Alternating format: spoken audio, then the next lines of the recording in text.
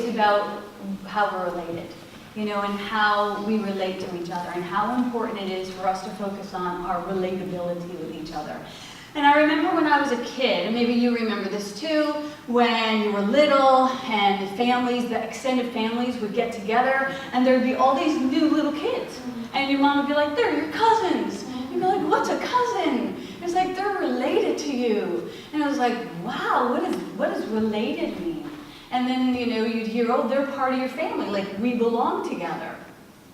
And then you felt like you had this special kinship with these strangers that you didn't know, but they kind of looked like you, and their moms kind of looked similar, and you were like, wow, we're related. And then around that time, we were also became aware of the people who we were not related to. We were told, like, well, they were not really related to them, and they don't belong to you, you know, and you don't really belong to them. And for some of us, moms were like, stay away from those folks, you know, and, you know, you might have heard that. And if we belonged to each other, that, like, the door was open, and they were our guests, and they got to go first. Like, I remember that as a little kid. It was like, they're the guests, they get to pick first. And I was like, really? So, like, they were not just, like, related, but they were special. You would build a bridge, and you would dig a tunnel to get to those that you were related to. You would swim the ocean to stay connected with your relatives and those that you were related to. And if you weren't related, it was perfectly okay, you know, to lock the door and build the fence and put up the wall, create the prisons or the cages or whatever way you needed to protect yourself from those that were not related to you. Socially acceptable. And so we get to question that today. Are we related or are we divided? Desmond Tutu says that God, the God who exists before any religion, counts on you to make the oneness of the human family known and celebrated. So the God before all religions is looking for you to see past all of the specialness that we've given colors and sizes and religions, and to see, honor, and recognize the human family. At the end of A Course in Miracles, Jesus says, my holy wish for you is that you make everything the same. And if you read that for the first time and you don't understand what it means like, I want you to be like the sun. I want you to shine on all things equally. I don't want you to have special agreements with some people and special agreements with others. I want you to be and feel related to all things. Mother Teresa says that we belong to each other. Like, are we practicing belonging to each other? And now what does that look like when we fully say, that child of God belongs to me? Like, I'm responsible for their well-being. The thing is that sometimes we forget that we belong to each other. Gosh, it's easy to do. It's so easy to forget that we belong to each other. In this world, you know, we're really already pressed thin. You know, we're already stressed out. We already feel like, you know, self-preservation, like I gave at the office. I have no room at the inn, and, you know, there's nothing more, and you don't belong to me, and I have enough people to take care of already. Like, all of us feel sometimes like we live on the cusp of that ebb and flow of generosity and withholding. But what does that get us? The best meals are the ones that we share with friends, right? Remember when you were little and you were like, forgot your lunch and someone gave you half of their peanut butter and jelly and you were like, this is delicious. Or when somebody didn't have something, you're like, here, have a scoop of mine. Like, those are the most memorable times. This past week we had a single mom in our community who needed help. You know, she really needed help, and she was telling me that she just got home from this operation, and I'd been to her house already, and I knew that she lived, you know, her living facility was like more of a hippie than most people. Like, she slept in a hammock for a couple of years, and like she didn't have a couch, and she had like yoga mattresses, and they were like, you need a bed, and you need a couch. And so, you know, so she texted me this, and I was like, we got that. Like, there's a million unused couches in the world. I just had to put out like a text of like 5 mighty manifesting midwives that I knew in this area, and by that afternoon I had 2 couches and a chair that were going to be delivered to her home. And when I went over to her house the next day, she like looked at me with tears in her eyes. She was like, I thought I was all alone. Like, I thought I didn't belong to anybody. You know, but like, you guys bringing me meals, you guys bringing me furniture, like, it restores my faith. I'm having a healing not just in my back, but like in my faith. And we know that helping each other is our own insurance. I mean, we don't want to look at it that way, but helping each other is a way that we insure and invest in the world that actually works for everyone. We've seen all of our futures ebb and flow. I mean, sometimes we're flush and sometimes we're thin. And We don't want to judge each other about what we have or what we don't have, because those things can turn around in a second. So we belong to each other no matter what we have or what we don't have. This morning, Al and I, before we went for our run, we saw my friend Anthony, who I told you about, who set up camp in my park across the street. And you know, it looked like he didn't have anything. And I went over to him with a bowl of oatmeal, and he was like, "I'm fine." You know what I mean? So don't be surprised that the people that you think have everything have nothing, and the people that you think have nothing have everything. Don't judge people by what you perceive of them, because you're likely, as I am often, will be very surprised. Those people who seem to have everything, and I've been around people who have manifested audacious lives and yet get hung up on the most menial things. And meanwhile, I'm walking into a park with a guy who has a bike and a few pieces of cardboard and some leftovers from the Trader Joe's garbage, and he's like happy, doing his crossword, looking like he's got peace. So it's interesting, right? And when we feel like we belong to each other, what we're actually saying is that we're striving for connection. Connection is such a beautiful thing. We come here because we want to feel connection. And connection happens when we see and celebrate our similarities, but also we honor our differences. And together we make up this holy face of God, this great mosaic, each of us playing a piece in the great mosaic of God. The problem comes when we think that, you know, we're not enough, or that we don't have enough.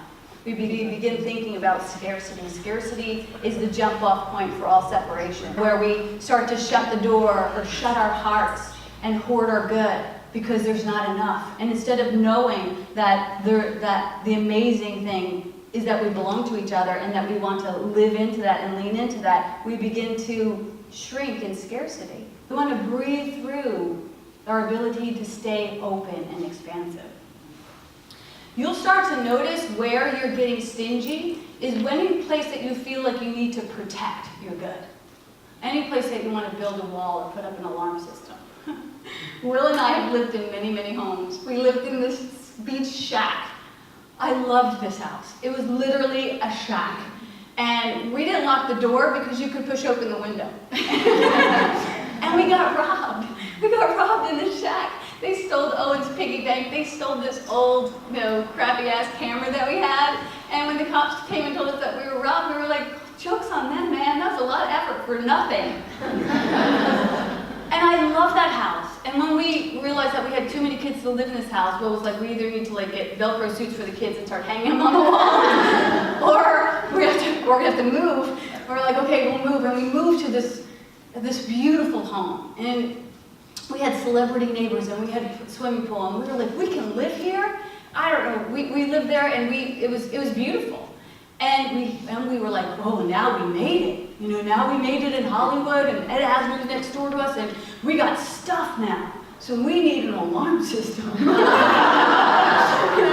need to lock the door, man. And that damn alarm system went off anytime a freaking raccoon ripped it up, and that was it. You know what I mean? And every day that we'd wake up in the middle of the night and be like, our stuff. And we're gonna worry about it. Is someone gonna get our stuff? It's ridiculous. And then in that house we did get robbed. Somebody did take our stuff, took all of my jewelry. I went out to church that day, and all my jewelry when I came home was gone. And the Holy Spirit said to me when I got home, like, Maureen, that was just stuff. It's just symbols. Your engagement ring was a symbol of your husband's love for you. Is that still intact? Yeah, as far as I know. That bracelet that your grandmother wore with all of her traveling charms on it, that was a symbol of your grandmother's love for traveling. Is that still intact? Yeah, that's unthreatenable. So, sometimes we find we're protecting the wrong things. We're protecting our belongings. And then we begin to get owned by our belongings. We begin to say, this is mine. This land is my land. And it's like, is it? Of course, Miracle says that anything that needs protection is weak. So think about that. Anything that needs protection is vulnerable. So we get hung up on this illusion of mine, and let's build walls and lock it up in alarm systems because that's the fun thing to do. And the only thing that ever helps us to do is we become masters at the art of getting small and getting into scarcity. And it really starts to suffocate our souls. You feel that. And then we have a whole community of people that feel stuck. I don't know where to go. I don't know what to do. Well, that's because you got too many walls around you. You got to start peeling all that back. You got to start opening some doors. You got to entertain some angels every once in a while. Bring soup, to the people that you fear, like actually move into an unprotected state of openness. This is the opposite of defensiveness. We've been groomed on defensiveness. We've been groomed at there's them and us. And there's a winner here and a loser. There's no winner or loser. We all come naked and we all die the same way. This is like a temporary time that we get to be together. And the one, they say, who has the most at the end is the winner, but we know that that's not true. The one who's loved the most is the one that has the most peace and happiness. We should take care of our things, yes, but we should not belong to our things. We should belong to each other. We should love people and use things, not use people and love things. And sometimes we get that backwards. When we use people and love things, we have the perfect recipe for pain and separation and annihilation, and your belongings will get in the way of your experience of belonging to each other. It's forgivable because we live in a society that sums us up by our labels. But we always have to go to what's the purpose. A couch's purpose is to bend your knees and sit down on. A jacket's purpose is to keep us warm. A bag's purpose is just to carry things in. If we were to get down to the real clear, what is the purpose of these items? Food's purpose is to strengthen us, to give us nutrients. So if we begin to ask the correct questions, it will start to clear away all of the other purposes that we've given these things. We're to look in each other's eyes and to hear each other's stories and to make space for each other. Sometimes we tell broken stories about our brothers. If they look different or if they sound different, we tolerate in small circles, well, they are like that, or those people do that. So you might think, when it comes to your brother, I don't care. It doesn't matter if that's someone else's son. You might say, it's easy for me not to care about them. They're not my job. That's someone else's son. And maybe you can justify that if somebody seems to be a bad person, and you can say, well, we shouldn't let them hang out with us because they're bad, and we heard some news about them being bad, and besides, I don't know where they came from, and I don't know, their parents, and so I'm not responsible for them. But saying that would be like saying, I don't know God. As long as we're going to keep one brother out of the scenario, we're going to feel that experience of feeling not related to each other. And so this week, I want to invite you guys to look where you say, them, not, and not us, or we're versus them, or this is how they are, and where we sum up each other, and where we decide that we're not relating to people. And instead of saying, I don't relate to that person, to take a breath and just be willing. To just be willing to see, how am I related to this person? How do we stand on common ground with each other? When I first started going into the 12-step, my sponsor said to me, don't look for the differences, look for the similarities, because the differences will keep you outside the rooms and it'll make you only sicker. But if you look for the similarities, and when I came into 12-step, I came into smoky basements of, very old men with very red noses, and I was like, I'm